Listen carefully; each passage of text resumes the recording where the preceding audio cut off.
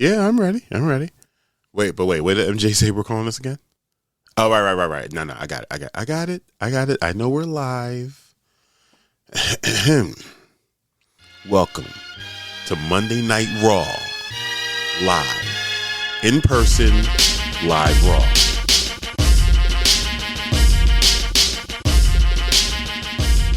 Welcome back to News of My Fiance. Raw, live, in-person, live Raw with myself, Morgan Jones and DJ Ambush. MJ will be joining us a little bit later in the show. But we're back reporting live from the 5-alarm fire that is indeed Portland, Oregon. Thank you for joining us. Apologies for the lateness. You know, there's a couple of things happened that we're still trying to sort out. So, again, apologies for the lateness, but we do have a full show for you guys tonight. Be a part of the text chat fam. Join the conversation. We are on Twitch. We are definitely on Facebook on my channel and Morgan's page, and right here on YouTube. Shout out to our sponsors, L&J Industries, for providing this dope space each and every single week. Shout out to our production team, Jess, right here in person, and Kyle of Residual Audio, Ross, and Michelle. Helping us make sure the show happens every single Monday. And of course, shout out to all of you for watching and listening and staying engaged. Now, before we get started, make sure you like, subscribe, comment, ring the bell so the algorithm notices us. Become a member over at patreon.com/newsofmyfiance to support our ever expanding show. We just want to be able to make sure we're spending our quality time with you and being able to tackle some of these bills at the same time. So, it has been a very, very busy week. If anyone's been following us, last week was a very busy week. Had the DJ camp last week, and then we participated in 2 fundraisers, one with EGC on Wednesday. I want to say that was Wednesday night. And then another one over this past weekend, the Amplify PDX block party over in Open Signal. Super dope. Shout out to everybody that we saw at both of those events. And definitely huge shout out to the organizers. I'm going to circle back to that and spend some time talking about those events. But what we're going to be covering tonight is the Trump takeover down in D.C. It's wild. It's super wild. But we kind of saw this coming for a couple of reasons. He is a huge fan of martial law. And he's a huge fan of distractions. And this Epstein thing is the itch that will not go away for him. So whatever he can use to distract us all from Epstein, he's going to do it. He's going to do it. It's not working, though. And I have a theory, Jess. I have a theory about this whole Epstein thing, this whole MAGA unseating that's happening. Yeah, I see it. I said it a couple of weeks ago. And then Charlemagne repeated it on some show. I'm like, this guy's stealing my talking points. But anyways, there's that. And then we will be continuing our scammer, I don't say scammer alert, but our scammer coverage. I'm going to call Norman. I've left Norman on red since we have received the check. So I wanted some, ideas to just run rampant in this head. Did they just deposit the check and they're not going to get back to us? What are they doing? I left Norman on red for like a week. And almost a week and a half, actually, because we didn't do a show last week. So we're going to call him on the air tonight. And the game plan is to let him know what happened. I got arrested. That's the story we're going with. He hasn't heard from me because I have been incarcerated. Norman, I've been incarcerated. It's all your fault. What are you going to do about it? That's where we're going tonight on News of My Fiance. That's it. I'm looking forward to it, though. I think it's going to be hilarious. All right. So, the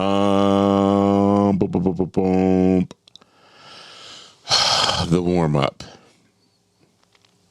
I've been talking about this IFCC residency for maybe the past 12 weeks, talking about, what it was like getting into it and getting ready for it and setting up and different things we've accomplished while there.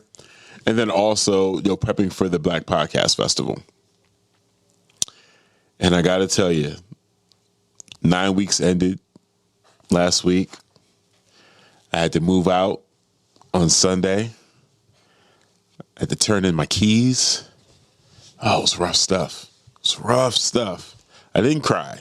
I had Brianna with me. I wasn't going to cry in front of her. But it was rough. It was so liberating to be able to be in that space and just walk in, get to work, get some stuff done. When you don't have settled office space, especially as a creative, you're setting up, you're breaking down, you are finding mental space, creating environments to inspire you, every single time that you're in that spot. And usually if you're working out of a coffee shop, that's being done in a secondary browser on your screen. You're playing something to keep you motivated while you're moving. But yeah, it was different to be able to walk into a space that I completely curated. Some of my favorite things on the wall, some of my favorite things on some shelves, brought some records in. I had a couple DJ setups in there. Lighting was great. That was optimal. And even though it was only 9 weeks and I'm saying that it went quick, it felt like forever. It felt like I'd been in there for a while. And I just got used to it. So I have been talking about this opportunity like crazy. I really do hope that other artists hop in there, hop on this opportunity. Huge shout out to Parks and Rec to be able to open up locations that they have like this for artists to create out of through programs like this. Like sensational, absolutely amazing. So the new cycle is open. I'm going to put something on my Instagram to make sure people know about it. And good luck to whoever gets in the gallery space next. Again, being able to do the Black Podcast Festival out of that theater was top notch. So I'm going to explore trying to be able to do that again, actually. At the very least, being able to do the podcast festival out of that location. If that means partnering with another artist in residency, possibly finding another gap in the schedule that works, reapplying, whatever. I'm just going to try to see, if I can do that again. But it's been amazing. It's been amazing. And I would encourage any artist, even those who feel like maybe I don't need the space, maybe you couldn't imagine what you would do with the space. There are 4 different locations within the venue that are available to artists. One of them is a small office, and all these spaces are raw, so you can go in there and do whatever you want. If it's just being able to have a quiet space to go light a candle, have your favorite artwork on the wall, and read some books and do some research for a project, I would suggest doing that. I would honestly suggest doing that. If you are in the performing arts, there's a dance studio that's one of the spaces as well as having access to the full theater. So, yeah, I would encourage as many artists as possible. Go ahead, definitely take a look at the application. It's not difficult. I know there is that level of apprehension with just going after grants, period, because not many people get them. But, yeah. Definitely check it out. Thank you, Michelle. It was just so good. So that's my spiel on the IFCC.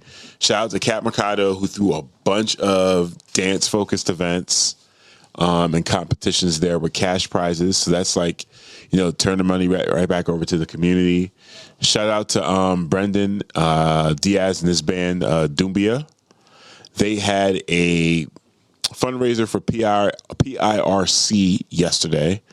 It's the last day of our residency. That was pretty dope. And then, I can't remember sister's name. The vocalist, they had an event last weekend, I believe it was. But either way, we closed out with 4 solid events. Amazing time. Absolutely amazing time.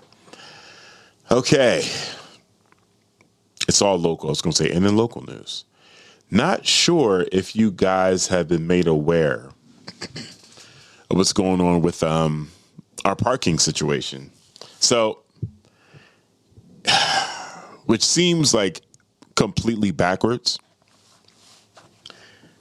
In an effort to not just bring in more revenue, but bring more, I guess, traffic to different areas of the city, you're going to notice some changing with the parking situations. So on Weidler, I want to say between, I think Swift's on what, 19th? Swift Lounge is on 19th? Yeah, around 19th, almost down to 15th. And actually, I think they're going to go all the way down to the Safeway. They are. They have been tearing up the street on the left-hand side, that lane. And they've already begun repaving it, and they've changed the parking. So now it's slanted parking. So now more people can park there. Which is like, yay, more people, more activity. Yeah. Okay. But now they are also extending the parking hours, the metered hours, from 7 p.m. to 10 p.m.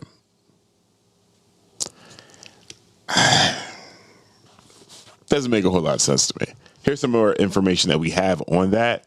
Thank you, Morgan, for pulling up the research. It says, get ready to feed those meters even more because Portland just cranked up parking prices and stretched out the hours you got to pay. Downtown is now $3 an hour, up from $2.40. And most other districts jumped from 40 to 60 cents, jumped about 40 to 60 cents. Starting this year, those meters don't go to sleep at 7 p.m. anymore. They'll be awake and hungry until 10 p.m. The city's rolling this out area by area through December. And if you're catching a Timbers or Thorns game at Providence Park, come January, parking near the stadium is going to run you $7 an hour during big events.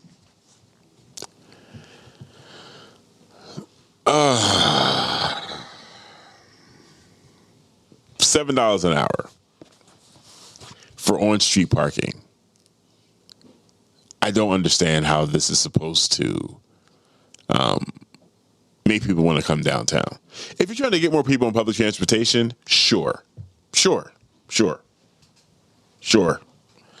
City Hall says this is about keeping parking spots turning over and funding street repairs, especially since a major transportation funding bill just tanked at the state level. Translation, they're trying to plug budget holes and our quarters, with our quarters, our parking kitty payments, which are the patch. Yeah, man. She said so in Portland, the price of parking is officially competing with the price of brunch. It's wild. This is completely wild. This makes zero sense to me. Absolutely no sense. A lot of the time when I'm downtown, I am driving. If I'm parking in a lot. Based on whatever the venue is, location, something, adjacent to that. Street parking, sure, if it's a quick in and out. I have been known to be on a scooter, though, for a great deal of the summer. I just love them. They're convenient. They're all over the place. I do not see this as a positive strategy for Portland to get people in here. It just makes absolutely no sense. I don't see it. Someone said, Jess, they're doing the same thing around Moda and Lloyd during events. Don't remember when it takes effect, but it's coming. Charging by the hour. Yeah, that just makes absolutely no sense to me. None whatsoever. But this is the direction we're moving in. That's what's happening. That's the game plan. Ridiculous. Absolutely ridiculous. I am hoping that there is some type of, what's the word I'm looking for? Fix or recovery plan to help them with the funding issues. I know some people have feeling some type of way about what feels like our mayor complying with Trump with some of the federal mandates he's made in order for us to get that $350 million. And this is just what it looks like when you're in a dictatorship, bro.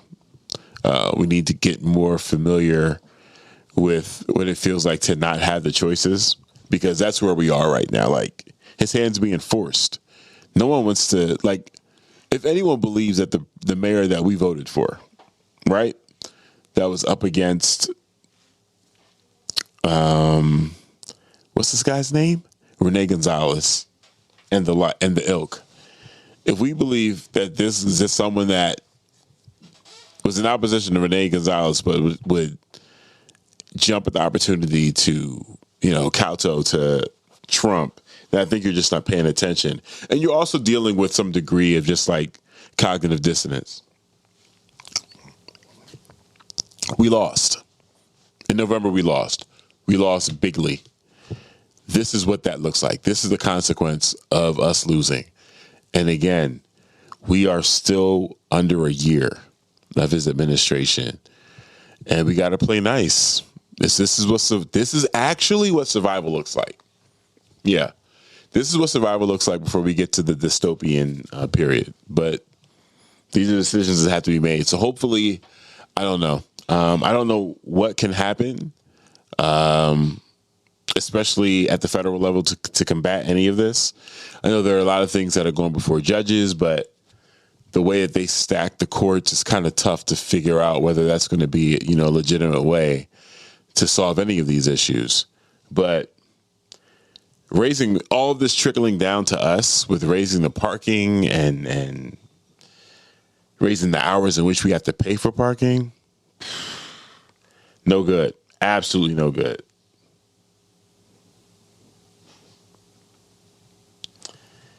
Yes, Michelle. How about just bring back the damn fare free zone? I remember how dope it was coming out of the pandemic, and being able to just park downtown for free and not worry about it. Just stopping, literally, we're just pulling up anywhere, hopping out the car anywhere. That was dope. It definitely promotes more activity and more business downtown, for sure. Absolutely. No doubt about it. But yeah, this is a little nasty work. I'm not sure how this is going to pan out. I know if I have to pay for parking past 7 p.m., I don't like parking in garages as much. I like being able to just have access to my car right there on the street. But yeah, I'm going to think twice about coming downtown. Just period. Just nah, man. And then also, what does that do for competing parking garages and parking lots? Their rates obviously are going to be higher, but I don't know. Yeah. Anyways, yes. So Amplify PDX.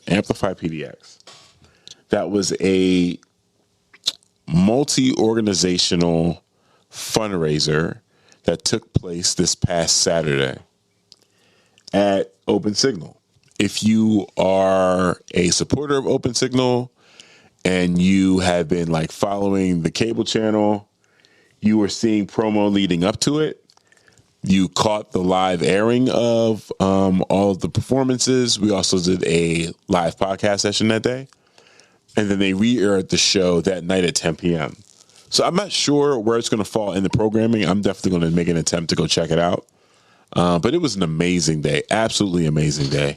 So many vendors out there, a lot of people tabling from different organizations, mutual aid organizations, community-based organizations, just organizations providing Portlanders with the things that they need, with the services and resources that they need.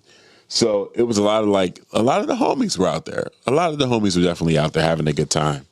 But it was amazing. Shout out again to Open Signal for reaching out to us to host that event. Shout out to EGC for making the suggestion to Open Signal to reach out to us. Definitely shout out to Imagine Black, Brown Hope. There were so many different organizations out there. Was it 35th Movement? Care Oregon. They were giving out plushie llamas. That was fun. And the weather was perfect. It was absolutely perfect. Not like today. So, not to get too distracted, but energy's a little bit lower today for two reasons. One, I'm here solo. Two, the heat just like sapped the energy from me completely during the setup. And I think we did hit 97 today. I know yesterday we hit 96, but last week they were saying, and it's 93 now. Last week they were saying today we were going to hit 103. And look at that. Tomorrow, 96. We don't go back to the 80s till Wednesday. But yeah, please, if you're out there, make sure you're hydrated. That was one of the best things that they did at the Amplify PDX event. All the drinks were free. There was kombucha. There was sparkling waters. There was regular waters. There was iced coffee. All the drinks are free. Definitely stay hydrated, y'all. But it was an amazing event. Shout out to Friends of Noise on sound. I always love working with the youth and just watching them do what they do through Andre's leadership is just super fresh. So yeah, eventful day, very eventful day. I think they're going to do another one.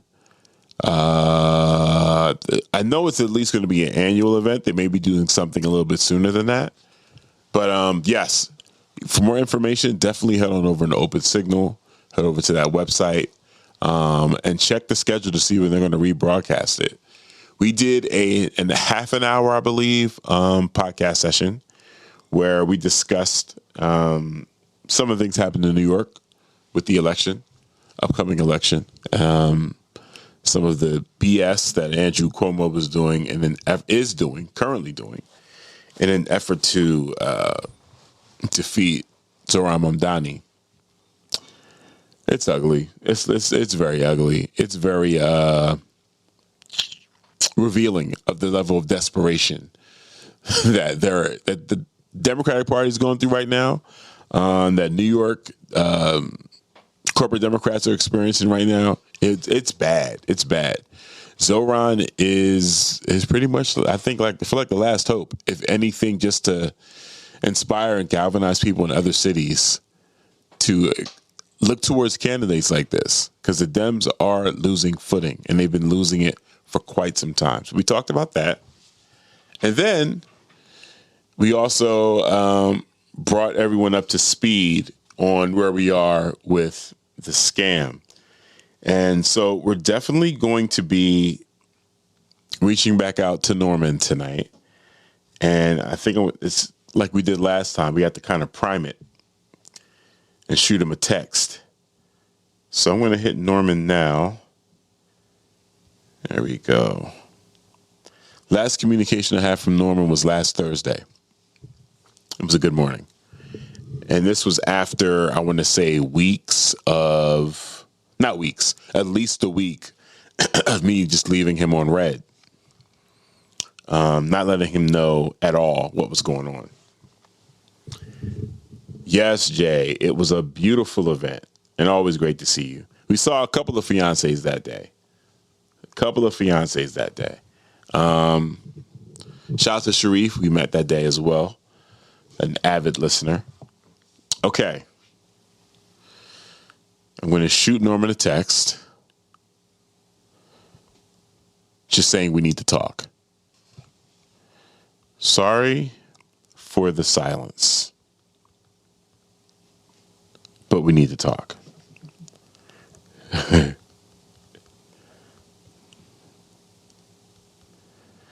let's see what happens. Let's see what happens.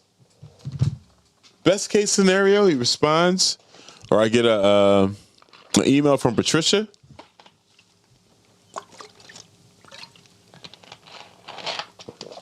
No, Lakeitha, we got the check. The check has arrived. It is just treat the main camera. It's a very, very dicey looking check. It looks bad. It looks horrible. It's the type of check that you should very well get locked up for presenting. Like, there's no way you will believe this check is real. You have no business taking this into any institution. So I'm going to tell Norman that that's what happened, that I went to deposit the check and that I got locked up. That's what I'm going to tell him. So hopefully we'll hear back. Nothing yet. Maybe I'll follow up with the email as well. Hopefully we'll hear back from Norman or Patricia and, give you guys some details on that. But yeah, that check was nasty work. Very, very nasty work. The sheet of paper that they use to print the mailer, the mailing insert with my address on it, had the website for the fake checks, like on the bottom of it. Like they printed the check, and then they cut it out, and the paper that they used to print the check on, they fed it back through an address printer and printed my address slip, the U.S. Postal Service address slip, printed that using that same paper. So it's like they sent me the evidence of the corrupt check, of the fraud check. This is interesting. So I haven't gotten anything yet. I'm wondering where I moved down in the queue, in the scam queue. Yeah, they were. Yeah. Someone's gonna hit Norman and be like, "We just heard back from Ambush." Hey, Joy. Yeah, we just heard back from Ambush. What do you want us to do? And if we don't get a response, you know what? It was fun while it lasted. We still had our first time experience with a scammer on the show. So I'm not mad at that. I'm not mad at that at all. Oh, Norman. But yeah, we talked about that a little bit at the festival, not the festival, the block party. And someone came up to me afterwards and said pretty much the exact same thing happened to them. I can't remember the circumstance under which they reached out. They did reach out to this person, but they were like, yeah, they sent me the check and told me they need me to deposit it and forward the amount to someone else. And he said when he took the check to his bank, like, there's no way I'm taking a check to a bank. If only I would take the check to U.S. Bank, which the check is drafted on, and say, like, if this is a real account, you guys need to contact this person. Like, someone has their information. Like, that's actually the game plan. I'm going to make sure I get a photo of it just so we have it for posterity. Yeah. But he said he took his check to the bank, and he said he felt like he was going to get arrested. It was just like, someone sent this to me. And they believed him, so it all worked out. But yeah, it looks bad. It looks bad.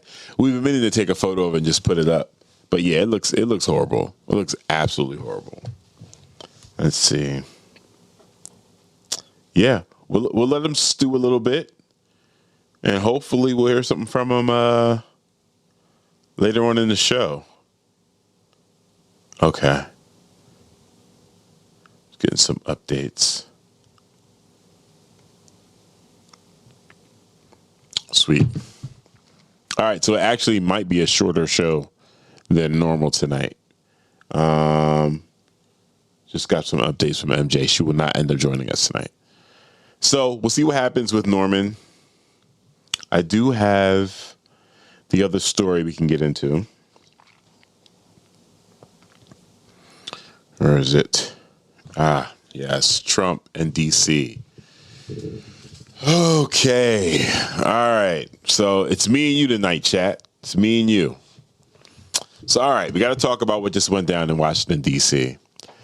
Today, Donald Trump rolled up with the political equivalent of "because I said so" and declared a so-called crime emergency in the nation's capital.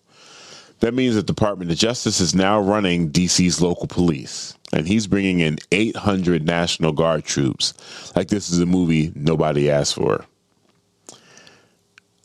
So you would think that crime went up. Nope. It actually went down. Violent crime has dropped 35% since last year and another 26% so far this year, hitting a 30-year low. But facts didn't stop Trump from saying he's taken our capital back and promising to get rid of the slums and clear out the unhoused people. And here's where history comes in. D.C. has never been a state. It was carved out by Congress in 1790. And even when residents got limited self-rule in 1973, Congress kept veto power.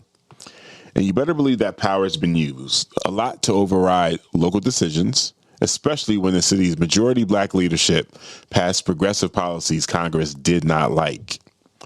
So this isn't like the first federal takeover. In the 1990s, Congress created a control board that literally took over DC's finances and government decisions for years. And going further back, presidents have sent in troops to cities during protests or strikes, from Eisenhower sending in the 101st Airborne to enforce desegregation in Little Rock, to LBJ sending troops to Detroit in 1967. The difference, Trump is using crime as a pretext when the numbers don't even back him up, which is no surprise, right? Trump is consistently divorced from facts. So is the MAGA supporters. So yeah, it's no coincidence that DC is still a black plurality city. The racial dynamics are baked in. Civil rights leaders are calling this a direct attack on a major black city and a distraction from Trump's other scandals, including his handling of the Epstein files. Folks on the ground in D.C. say this is step one towards stripping what little autonomy they have left. Because if Trump can do this in the so-called capital of democracy, what makes you think your city is safe? History tells us the same story over and over. Federal control is rarely about safety. It's about power. And just like every time before, residents are saying they will resist. This is dangerous for D.C., period. Trump is dangerous for the world. This is really dangerous for D.C., especially as kids are starting to go back to school. Just increased police presence, increased military presence, wanting to ramp up engagement with criminal elements means we're going to have things like stop and frisk. We're going to have more black and brown kids being harassed as the school year starts. This is not going to end well at all. Not at all. The fact that crime is down and he's making these types of moves, there just isn't enough pushback. There just isn't enough pushback at all. It's their first dollar. Needs to be free. Lakeitha said I need to frame it. Print out a copy of the check and frame it and put it on the wall behind us. I'm actually feeling that. You know what? Yeah, we're gonna make sure we do that. But yeah, this takeover of DC is not gonna go well. When he sent all those troops to Cali, luckily things didn't pop off. He was definitely trying to incite something, and of course distract us from the Epstein files.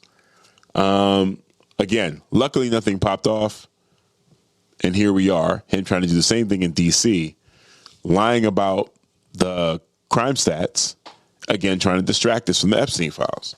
So here's where I am with all of that. Marjorie Taylor Greene is calling for the Epstein files. And she's doing it loud. Tucker Carlson is finding ways to separate himself from some of the same people that fell under his viewership. Right? Mike Johnson also calling for the Epstein files. I feel like this is definitely the Republicans making a move on Trump. MAGA is really upset. MAGA's upset, but they're also easily swayed. Like, Trump is their overlord. So it's hard to really like gauge how upset they are, but they're upset. These are supposed to be people that care about protecting women and young children. And here it is. Their leader, Donald Trump, is hiding evidence and won't release the Epstein files. What I do find interesting, though, for MAGA supporters is how their thing is they're upset with Trump for not releasing the files, but they don't understand that he's not releasing the files because he's in them. If you understand why he's not releasing the files, then you know he's in them. Why is he still your guy? Like, this is so weird. It's so weird. But I think the Republican Party is looking at this as a really good opportunity for them to see some of that support, especially people that not necessarily are fully MAGA, but leaned that direction because they fell for some of the things that he was saying. And now he's pretty much, he's pantsless. He's exposed as someone that will do anything to hide his BS. Let's see, say, we let a wild animal in the White House and we expect it to act domesticated. Exactly. No one ever thinks their daddy is a mass murderer. That's certainly a way to look at it. I mean, for me, I felt like not a lot of people, but there's a degree of people that got exactly what they wanted when they voted for him. Like, there are people that are saying they regret their vote. No, I didn't know this, and I wasn't paying attention. And it's easy for us, right? People that follow the news, people that are within our echo chamber, us fiancés, us people that follow the news. It sounds really weird when someone says to you, I don't think Trump's racist, or I didn't know he meant this. And it's like, well, what are you paying attention to? Like, what's not to know about Trump? But at the same time, there are so many people that are just showing up to vote that aren't really, like, it's still a popularity contest. And if they dislike the other person enough, just enough, that's enough for them to vote in opposition. Doesn't matter, we can say these people are voting against their own issues. If they're not even paying attention to, the trickle-down effect, the possible trickle-down effect of their vote, and it's just, I don't like this black woman. Or this white guy reminds me of my crazy uncle. I like his jokes. I like the cut of his jib. And they're voting for him. There have been some rising stories about the vote being stolen. And there being some digital things that happened. Some things just not adding up. And while I do not think everything is on the up and up. I mean, again, once you have the Electoral College in place, and that being the final parameter for how we find leadership, especially in the White House, I've been disenfranchised with that process for a while. But I don't want to lean into anything that I don't think I have enough credence to talk about, or I'm not seeing enough evidence of it, and I'm definitely not waiting for mainstream media to talk about the election being stolen. But there have been some conversations, and you run the risk of sounding like MAGA by saying that, it got stolen from us. Like, did it get stolen from him? Like, who is stealing elections? Whatever the case. I definitely feel like right now, if we pay attention, we will see Republicans kind of like, sure. The president can do whatever he wants. He can release whatever versions of the files he wants. There is now a committee in place that is, I think he has until next week. It might be a little bit longer. I think they gave him a total of like 19 days to comply with the request for the full files, for the absolute full files. I don't think we're ever going to get them, honestly. I don't think that we're ever going to get the full Epstein files, but we also really don't need them. We really don't. Ghislaine Maxwell, Ghislaine Maxwell, Epstein's ex. That's kind of a weird way to put it. But his co-defendant, she's been interviewing with different factions of the government, FBI, and I believe CIA. And she wants to have a congressional interview and be able to speak her piece. And there's been conversations of her possibly getting a pardon, because it is kind of weird that she's locked up for something that the White House is saying, this isn't even a big deal. What are we even talking about? I would feel some type of way if I was still locked up for something that you guys are saying is not even anything to talk about.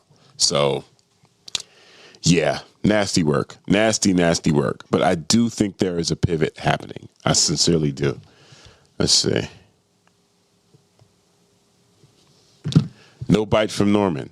I will send a follow-up email because, hey, man, I got locked up.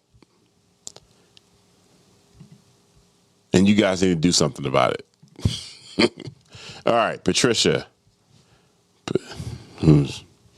Patricia Morgan. Last email from Patricia Morgan, the scammer, was 7 days ago. Good morning, and how was your night? I trust you doing good. Please, my husband have called you, also try to call you, but you're not picking up his call or his text message. Please, can you do as promised that you will deposit the check today and call back to us with deposit slip pick. I'll be waiting to hear back from you soon. All right, here we go, Patricia.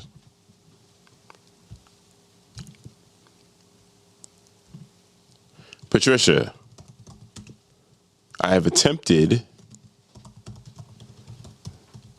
to contact your husband, Norman.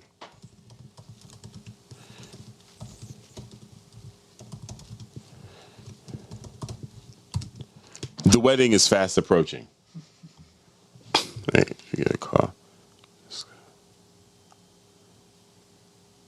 Okay. The wedding is fast approaching. And I still don't have a deposit.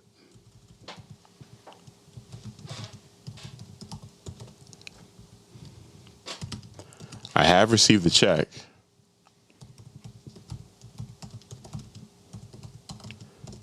but need to speak to your husband / groom.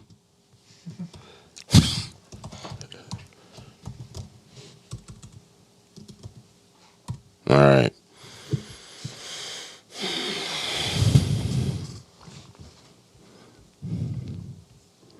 I would be very, very, I would probably take offense if the scammers got bored with me. I don't know. I feel some type of way. I would feel some type of way. Man. All right, let's see.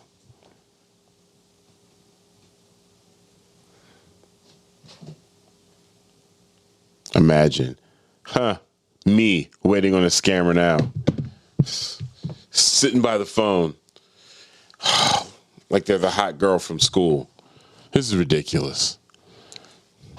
It's terrible. I don't like it. Did the check have a postmark? So they said the uncle was here. They're in Florida. The check came from Indiana. The check came from Indiana. According to the tracking. Yes, according to the tracking, the check came from Indiana. Yeah, I'm not sure. I didn't even chase any of that down in the back and forth with them. It might have ran its course though. We gonna see. I would hate for them to hit me like tomorrow and be like, yes. Thank God. I'll probably just have to record the conversation. Patreon content. Yeah, Patreon content. Record the conversation because I have to. Yeah. Oh, man. All right. So this is what we're going to do. I know we started late. We're going to hop into a break. We're kind of like 5 minutes off. Hop into the 10-minute break. Reassess what's happening on our end. And then we'll be right back. Thank you, everyone that is here, though. Like, really appreciate y'all energy. Like, of course, couldn't do this without y'all. So, thank you.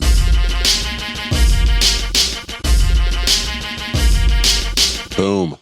Thank you guys for still being here for the second hour of News of My Fiance, Monday Night Live, Raw, in person, Raw Live. This will be a shorter show tonight. I'm just going to say that. If Norman doesn't hit me, I think I dragged the scammer a little too long, and it got disinterested. Moved on to someone a little bit more gullible and that would actually respect their time. And I understand that. That's how most relationships go. You know, if the person isn't respecting your time and energy, you got to move on. I think that's probably what happened. But we're going to see. Again, if I get contacted after the podcast, I'm going to take it all the way to the end. We're going to take it to the end game, get you guys the content. I feel like, this isn't something we abandoned just yet. Oh, Norman, don't leave me on red. People are waiting. Anyways, so couple more stories. If you guys have been following Mr. Kennedy, Robert Kennedy, and his foolishness with Department of Health, he is a big anti-vaxxer. He is a conspiracy theorist. Especially with regards to the causes for autism. He's looking for links everywhere, right? So a medical journal rejects Kennedy's call for retraction of the vaccines, of a particular vaccine study. The Annals of Internal Medicine rejected Robert F. Kennedy Jr.'s request to retract a study on vaccines and health risks, stating, "I see no reason for the retraction." The study analyzed data from 1.2 million Danish children and found no link between aluminum in vaccines and chronic health risks. Kennedy criticized the study as a deceitful propaganda stunt. But Anders Savid stated that none of the critiques put forward were substantive. Despite Kennedy's concerns about the study's control group and data access, they emphasized that the findings remained valid and scientifically sound. Things being scientifically sound will always be an enemy of this particular administration. Oh, shout out to DJ Double E. Was tuned in a little bit earlier. Also, shout out to the homie Stacy. What up, Stacy? Stacy Wilson back in Philly. Also currently DJing. Super fresh. Joy Morgan had to step away for tonight. She had to attend to some family stuff. And, so now you got me. And I hope that's okay, Joy. Hope it's okay. But, RFK is wilding, like, once more. So, because they are consistently such opponents of facts, of science, of data, it's just, let's just erase everything. I don't believe any of this stuff. This stuff is counter to my point. Let's just get rid of it. I saw somewhere, and I could be wrong because not everything on the internet is real, but I saw somewhere someone reacting to news about Confederate statues going back up. Oh, you did? Okay, so it's real. They want to ban books. They want to remove the history of minority groups, and they want to bring Confederate statues back. I really don't know what y'all want us to do with this country, honestly. as a son of immigrants, I'm legit like, if y'all don't want us here, let's just roll. Let's just get out. We can go. We can go. We can leave. I understand how that story is definitely different for people, for brothers and sisters whose legacies are tied into the creation of this country, whose legacies are tied into centuries of pain and anguish and history here. It's different. It's not as easy to just be like, and I'm gonna leave, I'm out. But it's getting really dangerous. It's getting really loud, and it's getting more and more crystal clear of what they want and how they want it. And they're in power. And they're setting themselves up to be in power for a very long time. So yeah, I don't envy anyone that is dealing with some of the things that this administration has done and the way they've been affected already. I don't envy anyone that is going through that. I just think there are a great majority of us that maybe it hasn't hit yet, and we're seeing these little things happening, and you know how it is, like, a little thing here or there. I think if there weren't so many things happening, hearing the news that they want to put Confederate statues back up might hit a little different. Right now, it's one of like 40 things that are happening right now. But it's definitely a red flag. It's definitely an earmark of what's to come. Now, Kennedy wanting to, him being consumed with this data, these findings, this research that disproves what he wants to believe. Again, no surprise. I just wish they were a little bit more creative with this. Like, where are your studies? Where are your findings? Where are your fake peer-reviewed, papers that prove your point? Or let it go.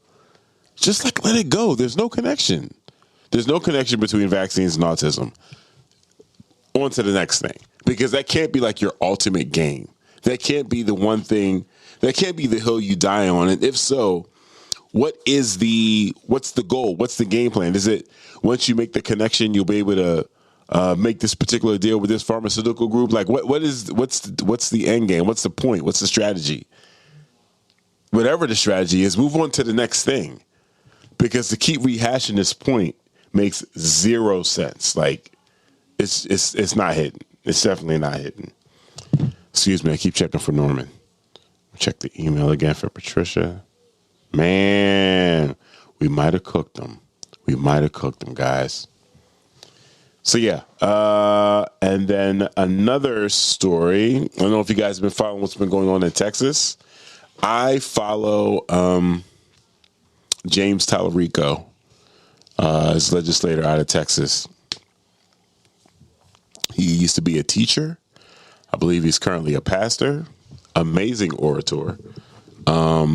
Very, very, very well versed. I've talked about him on the show a bunch of times. Very well versed in the Bible. So it's interesting. It's always entertaining, rather, to watch him go up against Christian nationalists. But I've been following him, so that's how I know that the Dems in Texas did a walkout to avoid this redistricting. So Texas. This was happening before the show started. My mouth's all over the place.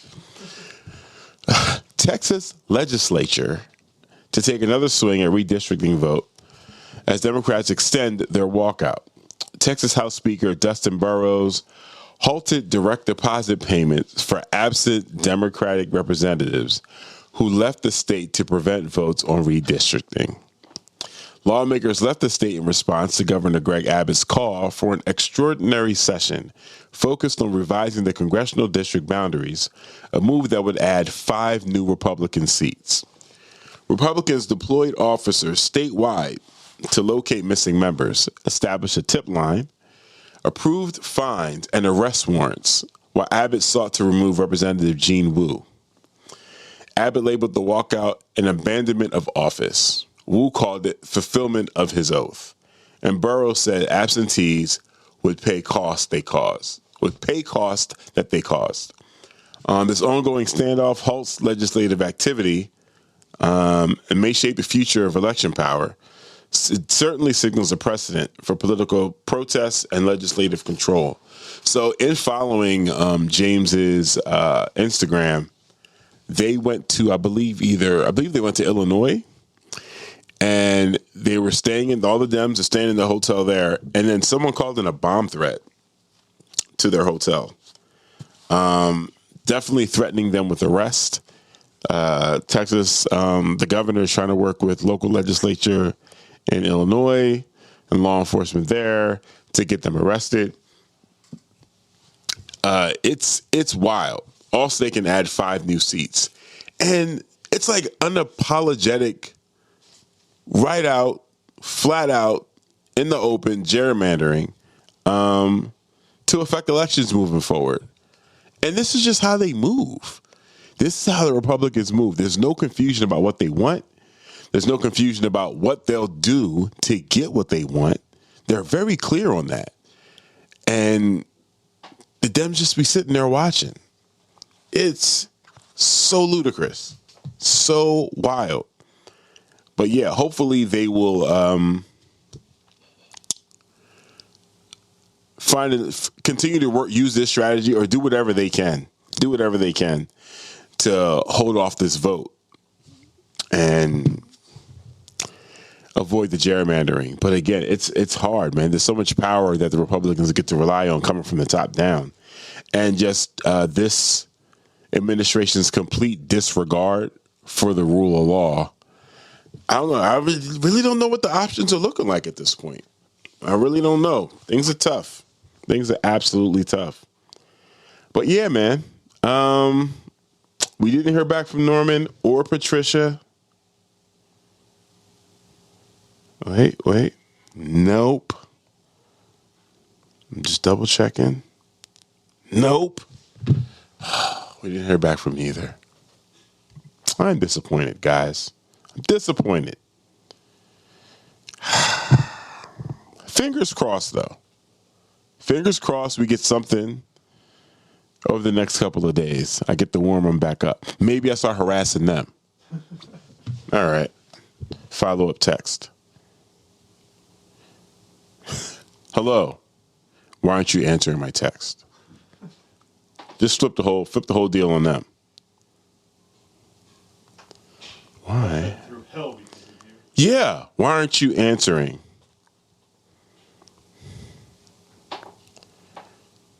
I like that, Jess. I've been through hell. I've been put through hell. I've been put through the ringer. Yeah.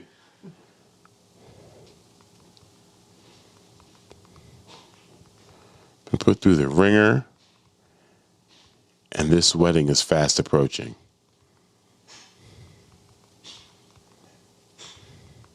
Yeah. Let's see what happens. Put that exclamation point in there. I mean business. So there it is. I don't know what to tell you guys. Maybe we'll get a hit. I hope that works. Because I wanted a more fabulous end of the story. I really did. But you know what? We're going to end the show. It's a short one. Again, some things happening behind the scenes that we got to stay on top of, and it took one of us to do that. So the other one was here. But you will see us on Thursday. But that's another News of My Fiance Monday night.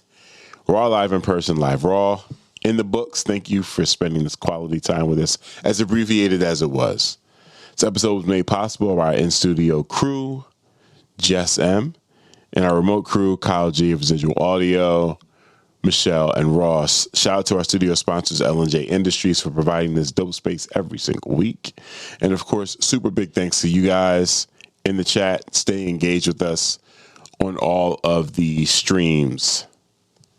Okay, let's double check on Twitch. Boom. Stay engaged with us all week. You can follow us on IG at News of My Fiance. You can follow me at Scambeezy, and you can follow Morgan at Portland Morgan. Become a member over on patreon.com/News of My Fiance. And again, jumping at the free level. We're just trying to build community in there. All right. So shout out to our list of patrons: Casey, C's, Cherbear, Ella, J, Katie, Kyle, Michelle, Ross, and Olivia, and our growing stable of free 99 fiancés. Thank you all for your support and encouragement and staying engaged with us. So you know the deal. Don't let the individuals distract you from the systems. Poverty is a policy choice. People over profits.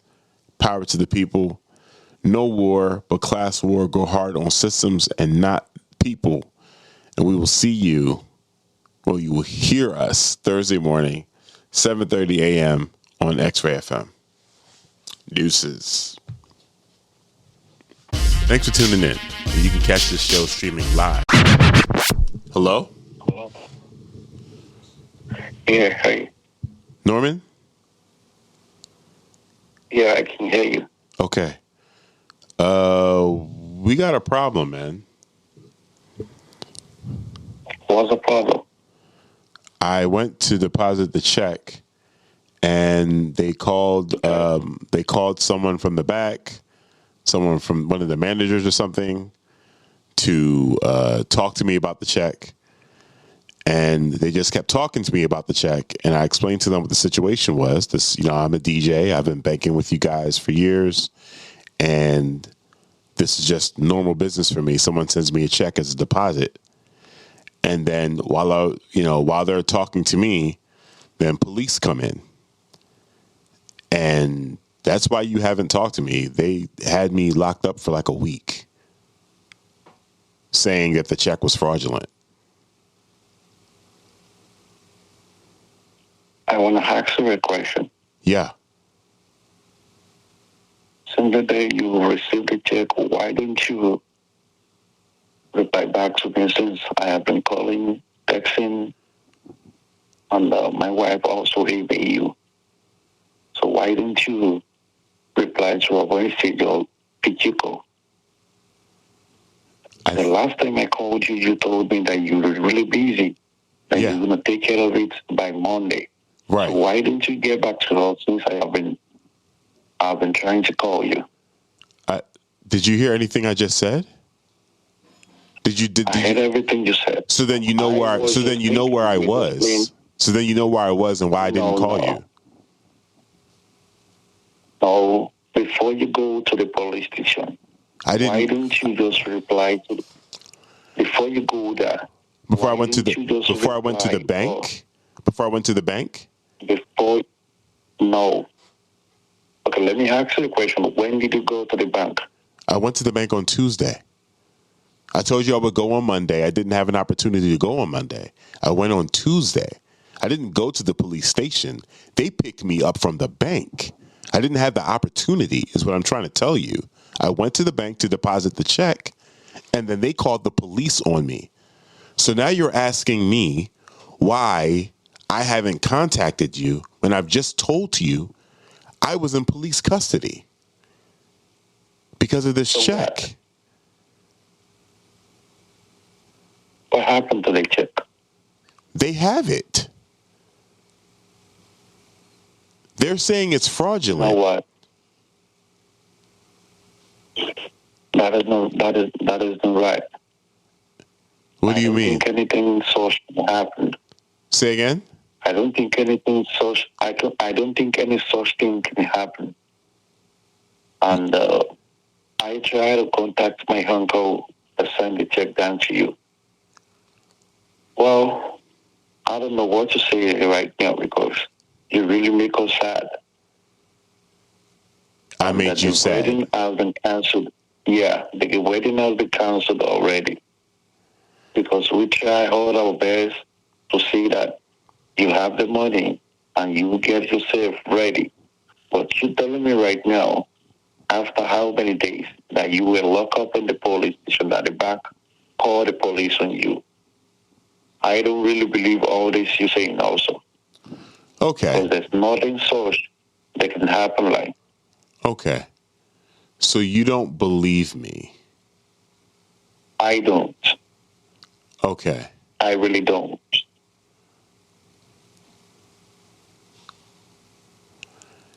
And you want me to believe that your 79-year-old uncle sent 2 checks for the wrong amount when you could have just sent the check for the right amount the second time? Send you 2 check. Yeah, why would you send 2 checks with the wrong amount when you could just send me the right amount in the second check? Remember, you tried to send me a check. Remember, you tried to send me a check, and you said it went back because they told you that I moved, which I didn't move. So then we sent another check with a different number, with a different tracking number, and the second check still has the wrong amount. And you are saying the issue is you don't believe me. I'm supposed to be DJing a wedding. I'm supposed to be DJing a wedding at a venue that I confirmed does not have you booked for a wedding. I'm supposed to be DJing a wedding for you and your fiance, and she's been referring to you as her husband. And you don't believe me? You don't think that's strange? I said, the reason why I said I don't believe you is that we try all our best to see that you have the money, and I still don't have the money. You for a wedding. I still don't have the money. So because you didn't have a DJ, the entire wedding got canceled? Not because of that, because I have a problem with my wife. Okay? She had a surgery. Well, that's different. That's a completely different situation. She had a surgery, and I was spending a lot of money on her.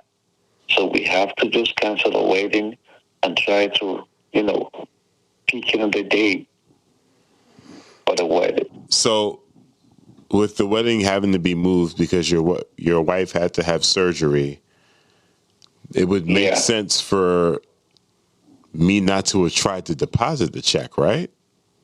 Well, why wouldn't you tell me that? Why wouldn't you tell me to? No. Why wouldn't you say, "Hey, Ambush, we're canceling the wedding because my wife is having a surgery. Could you please not deposit the check?" Say again? You have no time. You have no time to reply to us. I told you I was in police custody. What is not to understand about that? Before you go to the police custody, do you remember how many times I messaged you or called you and you didn't pick up the call? The only thing you said is that you're really busy. Yes, because that was the weekend of my festival. Correct. And I said I would deposit the check on Monday. I did not get to deposit the check on Monday. I went to the bank on Tuesday. And here we are. When you get a second check, why don't you tell us that you have a 2 check with you? I only received 1 check. You said you sent 2. Remember? You said you sent 1 and it came back, and then you sent a second one. I only received the second check. I never received the first check. I received the second check and confirmed. I told you I did receive the check.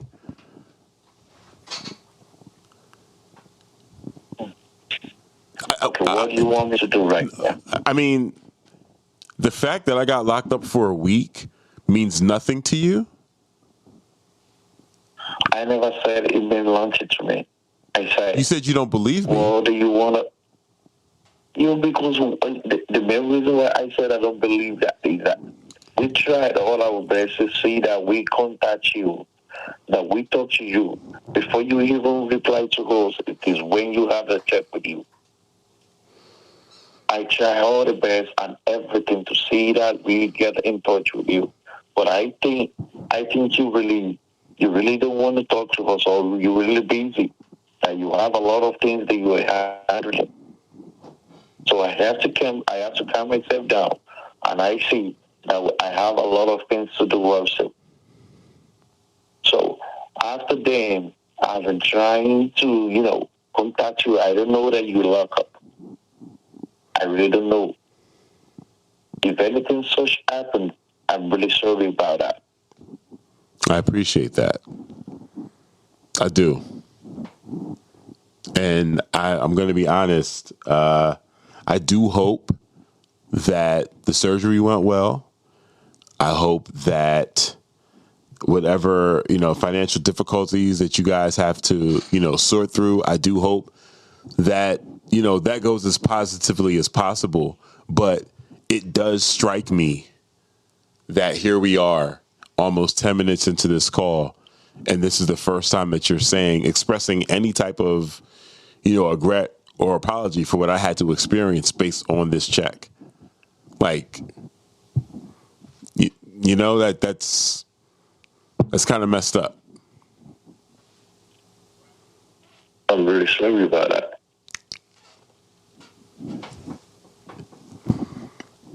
Okay. Well, So the wedding's off.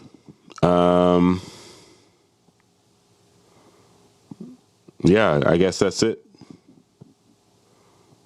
all the wedding is gonna be taking place also. You've already rescheduled? Yeah, I told you, George. I told you that just now. It's gonna be rescheduled by September 18th. But in September. Yeah, September 13th. All right. I don't know if I have that date available. I can check and respond. And You just try to check. Just try to check right now. I'll hold it for you. September 13th. Let me see. Yeah.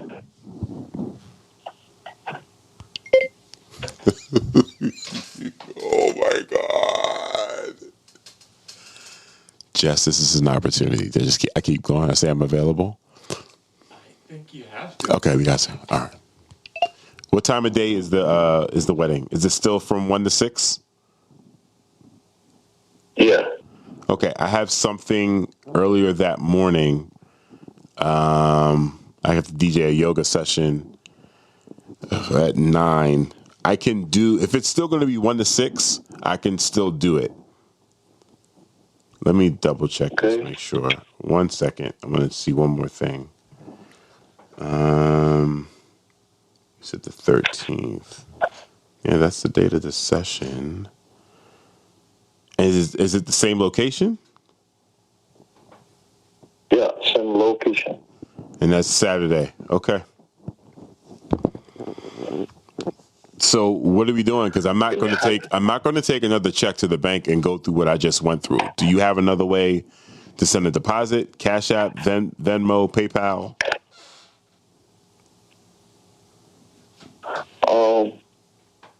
Do you have a credit card? A what? Do you have a credit card? A credit card? Yeah. Yeah, I got credit cards. Okay. The only thing I will be needing is just a card, your credit card number on the front and the back. That's all. If you're sending me a deposit, why do you need my credit card number, Norman? You're sending me a deposit.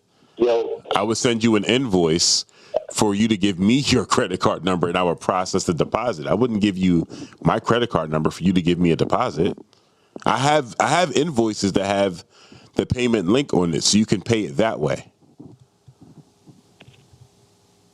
well, I wish I do that, but the only thing we have, my uncle is about, let's see, You said your uncle's 79 years. Yeah, 79. He's 79 years, and he is very old, and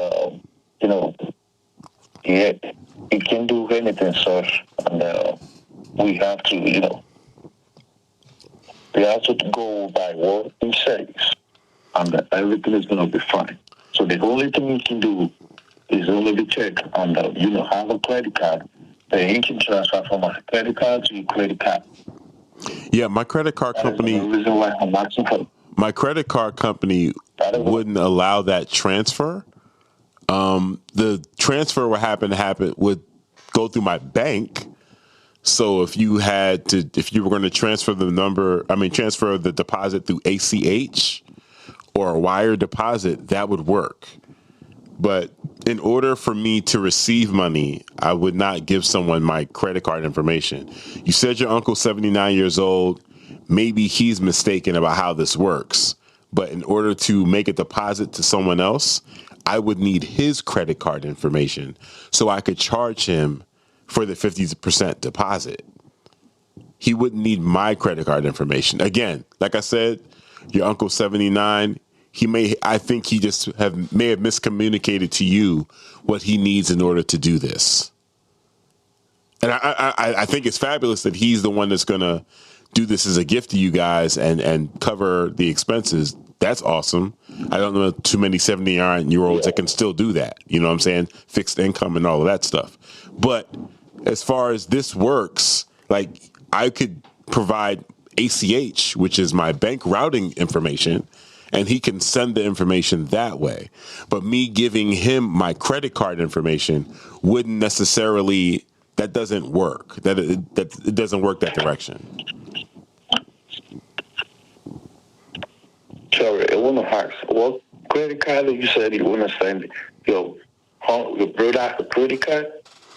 No, I never said I wanted to send any credit card information.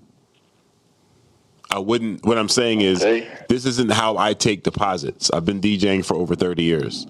If someone's going to send me a deposit, they're either going to send me a check, like you attempted to, or they're going to send me a digital payment.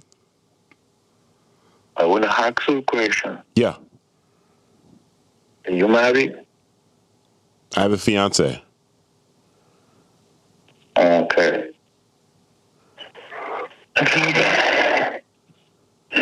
You sound pretty stressed, Norman. The only thing you can do is just to send out a check to you. That's the only two options he has. Is it a credit card or send another check? Yeah. Can this check be handwritten on a, like, I don't know.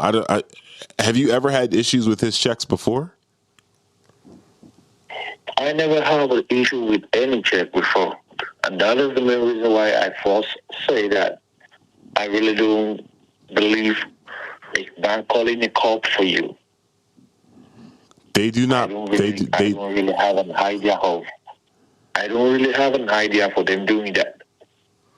I understand how that's not your experience, but as a black man in America, especially in Portland, Oregon, yeah, that's what happened. I played the race card. Sorry about that. Sorry. Thank you. So you said you're going to be available, right? Say again? I am available, yes, for that date. Okay. I will get back to you and let you know. So they have a check with him, right? They have the check. I don't have it. And again, like if you send another one, that's risky for me. Because then it'll be me presenting a second check, so them accusing me of fraud a second time. You know, you understand, right? Like that could be dangerous for me. Yeah, I know. Okay.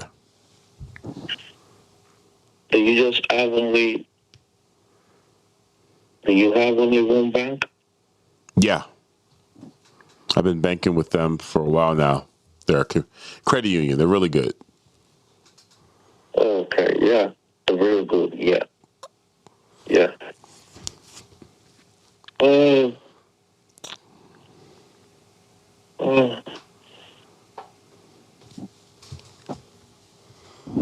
I will get back to you. I'll let you know, okay? Okay. All right. All right. Okay. Thank you.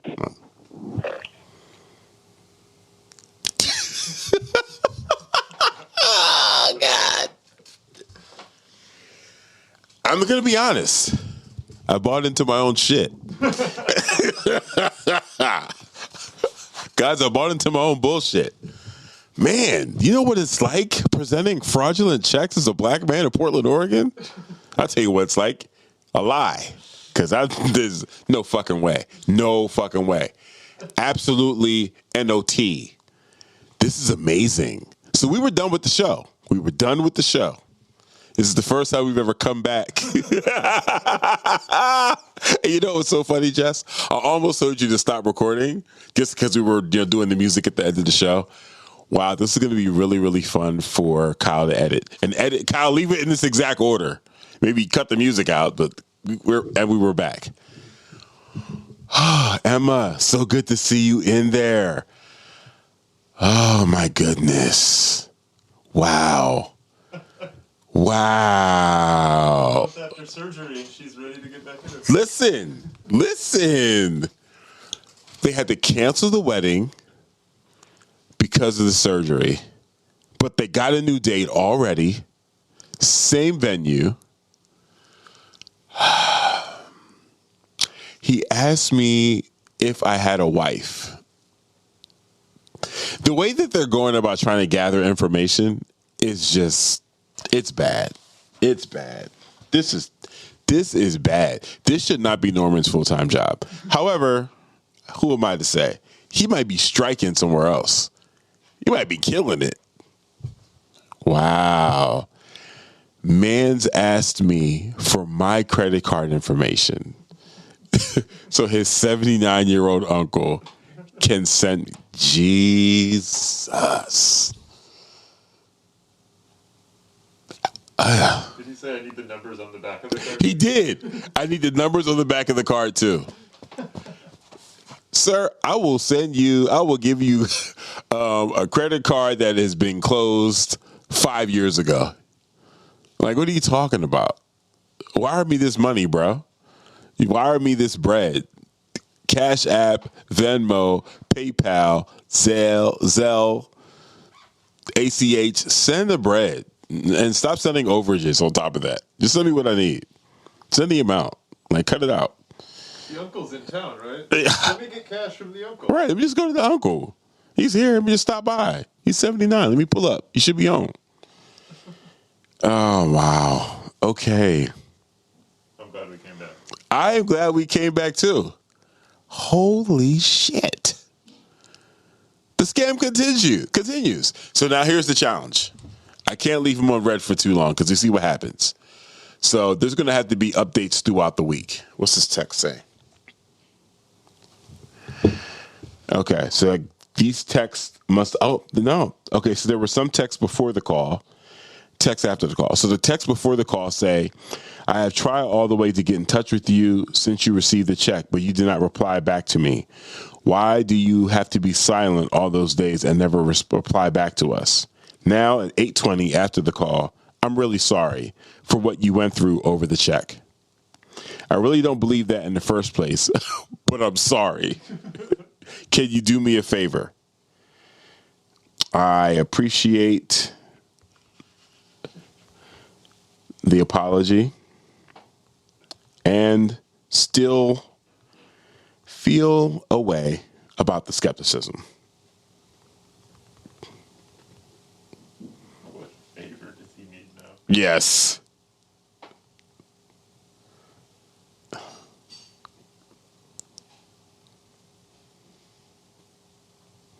Okay, I had a problem spelling out skepticism. I was like my brain glitched. All right. What can I do?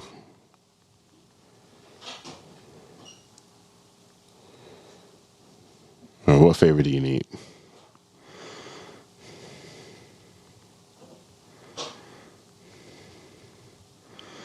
I'm surprised he didn't ask me to send a copy of my release papers or something. Jeez. I'm so lost, he's mixing up his scams. Wow. Unbelievable. Unbelievable and quite believable. Listen, if anyone's confused, this is what capitalism has done. I am not in his normal scam demographic. People in the gig economy, we are not in the normal scam demographic. Things are getting tight for everyone around the world. And Norman has fell into my clutches. there is zero chance he's going to get anything he wants from me. But we're getting content. So there's a win. There's definitely a win on this side of the fence. Okay. All right. Got a response. My wife is doing a little fine, and she's saying sorry as well over what you went through. I'm going to heart it. Very thoughtful, yeah. I'm going to heart it. Please tell Patricia I appreciate that.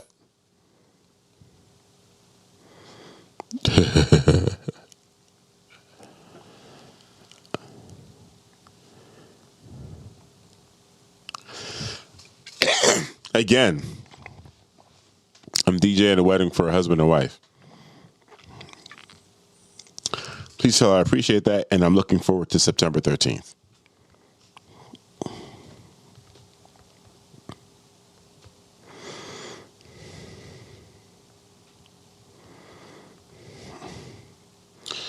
All right, Norman. Okay. Should we end again? I think we end again. We're not going to do another call, obviously. This will continue in text. I promise I'm going to do a much better job keeping them on the hook as we continue this. Oh, man. This is fun, fun, fun. You know what? I'm thinking about how much. We're going to have to keep this all the way in Patreon until it finishes. Yeah, we'll keep it off of IG. And we'll keep it off the feeds and just keep it in Patreon until it finishes. Because I don't want this to get ruined with him seeing what we're doing, with them seeing what we're doing. All right. Man, you guys are awesome. You're still here.